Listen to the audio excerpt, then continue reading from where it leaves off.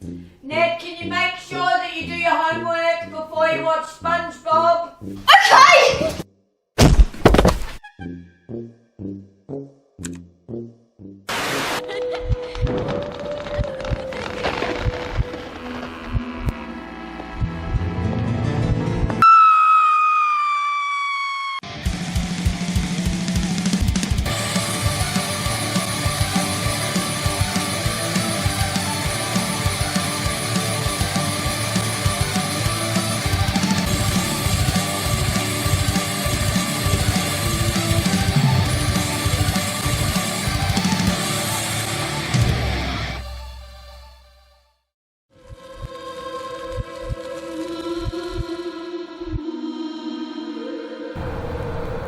Are you afraid of the dark? Not me. I'm only scared of the unknowable entity of constant nightmare that's in the dark with me. I call him Dave. Doesn't make his teeth any smaller.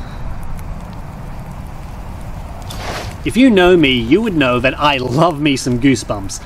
But if I want something that'll actually scare me, I'll probably go see an actual horror film. But if I want something in between, I might just go join the Midnight Society. Once a week, 6 to 7 seemingly normal children meet together on sacred ground. Different schools, different friends, different lives, but they are all connected by the love of a good scare. Around this campfire, they unleash the untamed horrors of their imagination. It's exciting stuff, as you can see. I was a wimpy kid. It didn't take much to scare me. I see this! I'm changing the channel. But that's the thing about childhood fears. You get curious. There comes a time when maybe you don't change the channel, and maybe this time I was right, actually! Ah! I 100% believe that these stories would be told by kids, because kids are not okay. Might stab you later. When did you get here? I don't know about you, but I think it's time I gave the show another look. And I think we'll start with one of yours. And so, submitted to the approval of the Midnight Society, I call this story The Tale of the Prom Queen. Off to a good start.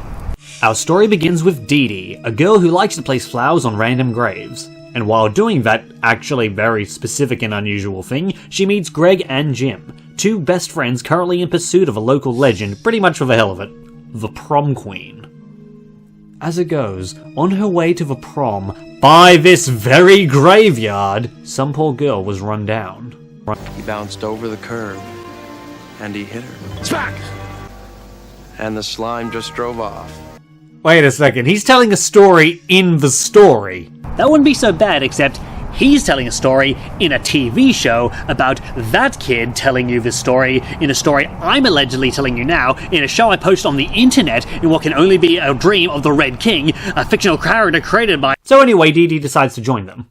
The guys were pretty much having a goof, but she's into this, to the point where she pushes them into some hard research of a library, dragging them into a full-blown ghost hunt. This is so neat. I've never seen one of these. You know what? Neither have I. As it turns out, the old story is true. The tragedy traces back to the 1950s when a girl named Judith was waiting to be picked up by her boyfriend Ricky, at a cemetery for some reason, and instead met her infamous fate. Ricky was so heartbroken that he drove straight into the river and drowned himself afterwards. Actually, she was waiting for a car and got run over. Are we sure Ricky never showed up? Also, he did what?! It's just getting good. I say we help Judy. Wow, Dee Dee, you would do that for a complete stranger who's 50 years dead? That is so selfless. Can't relate. Now, unlike Judith, Ricky's apparently been resting quite peacefully, so logically, if they wake him up, he can finally pick her up. So they decide to do that. And that's what I think I really like about this one. This is just three friends deciding to follow an urban legend and see it through.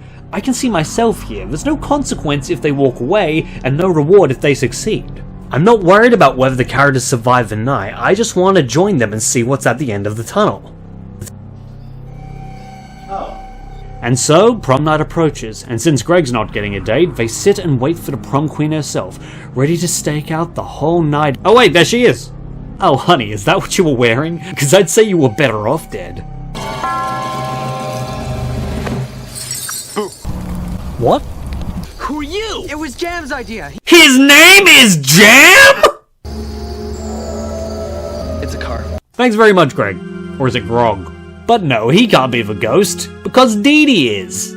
Oh yeah. See, she couldn't leave her resting place without being invited out first, which they did. Their seance at the bridge worked a treat, and Ricky is finally able to drive them off to that makeout point in the sky. Wait.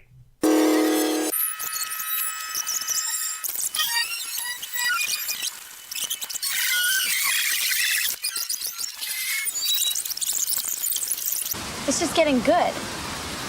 I say we help Judy.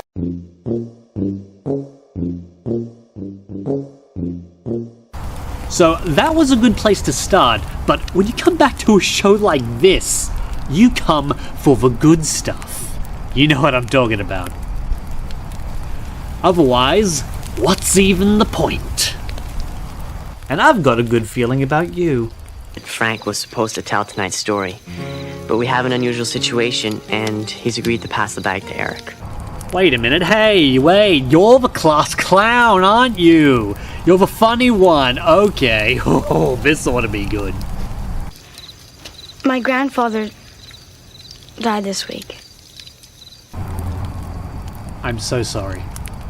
Turns out storytelling may run in the, Eric family. To honor his beloved pop-up, Eric decides to share a story they once shared with him. The tale of Jake and the Leprechaun. Young Jake is an aspiring actor who's made it onto a legit theatre production, Will-o'-the-Wisp. His big break is only marred by the fact that he sucks! But if we're being generous, this kid had to get on set and act like an inexperienced actor. I think that counts for something. He wishes he could be more like his co-star, Aaron. He writes, directs, and acts, and that's just this play alone. He gets the idea that maybe his secret's in the tea he drinks each morning. So what, are we meant to believe this is some magic tea that makes you more successful? Now we're getting a bit silly.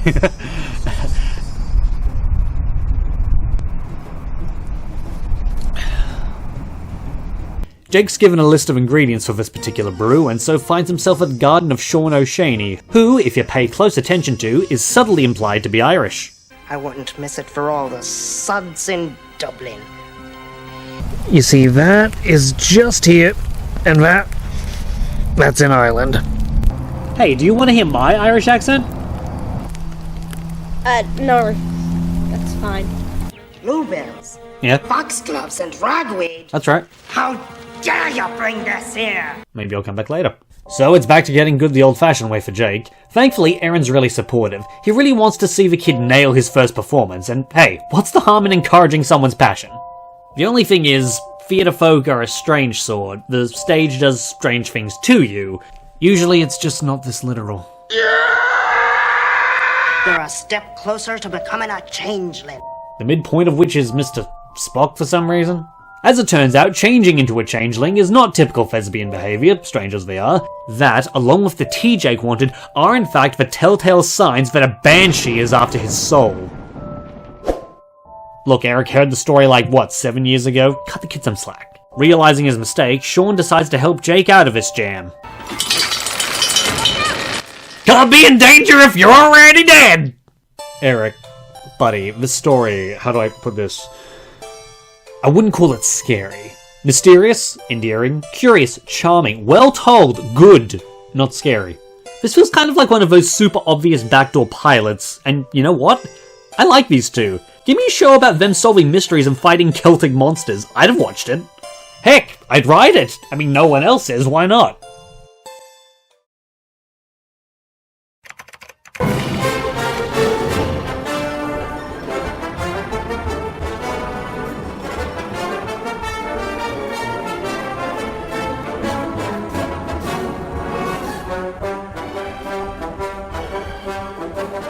And now I do this for fun. Through some hard-boiled investigation work, Jake and Sean eventually narrow down their culprit to the only other named character in the episode. Lucy! Well, that takes care of that problem. Oh! Aaron, you tricky son of a banshee. Aaron's a banshee. Aye, the cruelest of all the pixies. What's a pixie? What's a pixie? Your friend's in grieving, I get that, but you don't need to lay it on quite so thick. What is a leprechaun? Don't you get started. But indeed, Aaron's using the play to sneak Jake a gulp of potion each day to transform him completely, leaving his soul suitable for consumption. They have until opening night until it's complete. And that's tomorrow. Their only chance now is to beat him at his own game. Jake has to go along with the play, let Aaron think he's won, and use the same magics of the Fae against him. He must be fearless. They taint his potion. They try to spellbind him, hoping in a slim chance that would you stop that infernal bag tossery! Thank you, that's Aaron! Sean, do something! Still up to your same old tricks. Oh, hold on. This was made in Canada. But then again, he's Irish.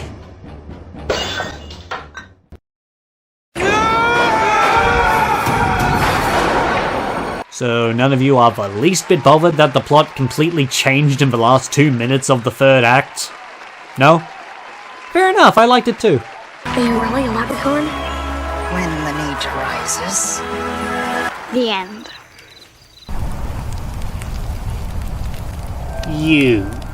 You're the one in charge here. You organised this whole thing and I haven't heard one of yours yet. Totally unassuming, nerdy, with a friendly disposition. Grab some popcorn, kids, because this is where the dark gives you something to be afraid of. Ross Campbell is a true kid of the 90s. He's got an attitude, keeps to his own, spends all his time at the mall, and harbours a curious addiction to pinball. Basically, the kid's trouble. This is demonstrated by him wanting a steady job. You can trust me. He makes a compelling argument. Wait, that's Mr. Olsen!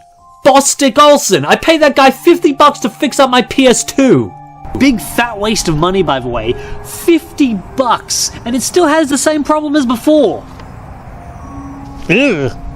Eventually, Ross wears Mr. Olsen down. As a test of employability, he's allowed to watch the store for an hour while he's out to lunch, which according to my watch is just enough time to introduce a love interest.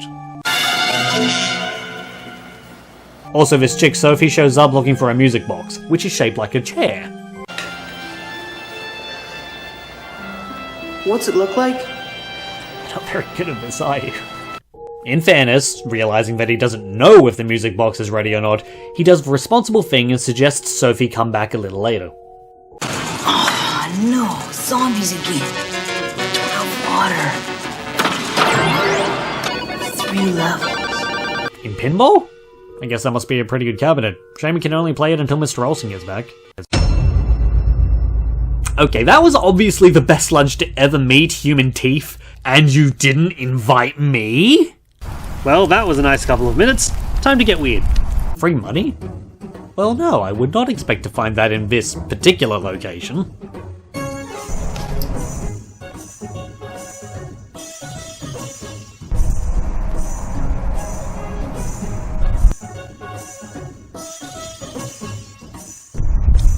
What is this?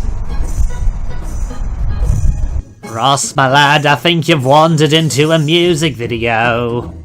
Sophie, you're dressed like a princess! Why are you dressed like a princess? Maybe you are one. She gives him 2 instructions, bring her the crown and the throne. Being not insane, Ross is a little confused and should probably be more concerned that she's clearly being kidnapped by strange men. Speaking of, can I get something to eat? I don't know, can you? Well, there's the crown. And that's a witch. That's a problem. I am actually fascinated by empty places after dark, so this episode, doing something right. Carnivals, schools, playgrounds, shopping malls. Places normally full of life that you visit every day. Not abandoned, just sleeping. It's somewhere perfectly familiar, perfectly harmless, but you shouldn't be there.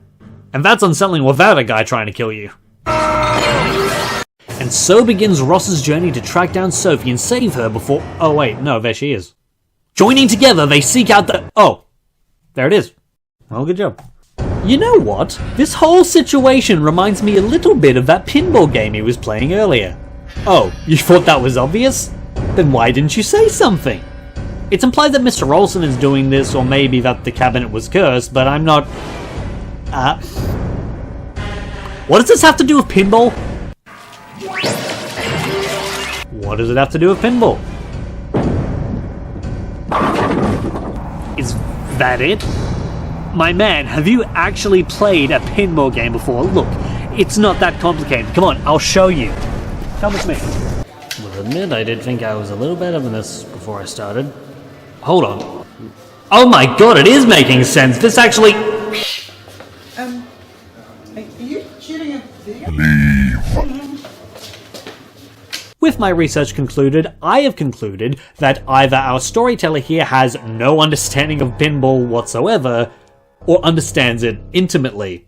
Put a ball in the thrown hole, play the music box, reset the crown, don't lose the game. This is like a real cabinet with its own rules and mechanics, it's just hard to tell if that's what you were going for. If we jumped into the episode part way, you might as well be playing an Atari game for all these weird rules.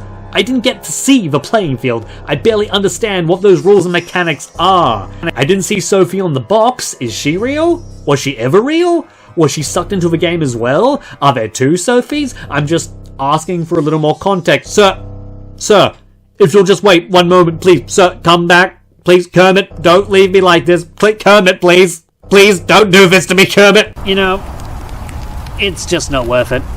Let's move on. One thing we do know for sure. Everyone wants the crown and throne. Most of all, this guy. To win this game of life, Ross needs both items to crown Sophie, which will restore peace to the shopping mall. This highlights the gamble of anthology series. What am I in for? A heart-wrenching ghost story? A run-in with Celtic mythology? Other? Look, if it feels like I'm having trouble staying on topic, how do you think I feel? I remember this. It's the pinball game. Really? Eventually, because this game isn't that hard, Ross gets both the throne and the crown. Now, this is a suggestion, not a nitpick. If this crown is such a big deal, why don't you put it on? Just to see what happens. Sit on the throne, yes, like that. Put on the crown. Sit on the throne, wear the crown, become God. Sit on the throne, wear the crown, become God. Where are you going? Oh no, I'm back at the beginning again. The big bad chooses to, guess what, sit on the throne, wear the crown, and become God. With everything he needs and a 5-minute head start, there's literally nothing to stop him now. Ross disagrees. Never fear, Ross, man. Nedbird's got you covered.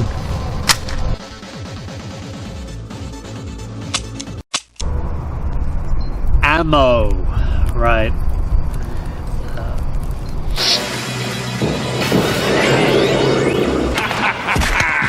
The game isn't over unless all the characters die. And I'm still here. What a miserable existence. It's better for you this way, buddy, trust me. And so it is written, Sir Campbell crowned Queen Sophie, bringing forth a new era of peace and prosperity to the land. Wait, no. That doesn't make any sense. Why is he back at the start?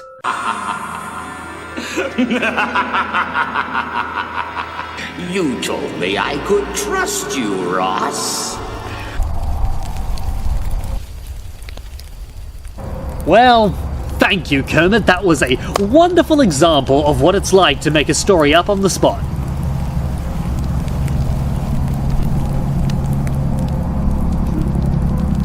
Why were the zombies businessmen?